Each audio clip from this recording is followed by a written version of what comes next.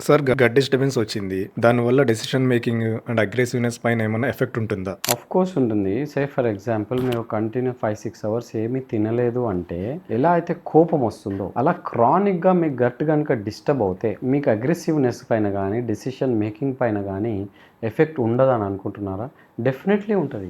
Gut dysbiosis అయితే ఏమవుతది? Signalling అనేది shift అవుతుంది. దాన్ని రివార్డ్ సిగ్నలింగ్ అంటాం. అండ్ క్రేవింగ్ థ్రెషోల్డ్స్ అన్నీ మారతాయి. ఇంపల్సివ్ బిహేవియర్ ప్రాబబిలిటీ కూడా పెరుగుతుంది. సో కొన్ని life style choices discipline failure వల్ల కాదు, neurochemical imbalance or state imbalance వల్ల కూడా అవుతాయి. సో గట్ బ్యాలెన్స్ అయితే డెసిషన్ మేకింగ్ కూడా స్టడీ అవుతుంది. థాట్ఫుల్ ప్రాసెస్ అనేవి మారుతాయి. సో బిహేవియర్ అనేది ఓన్లీ మీ జెనెటికల్గా వచ్చింది అనుకోవద్దు.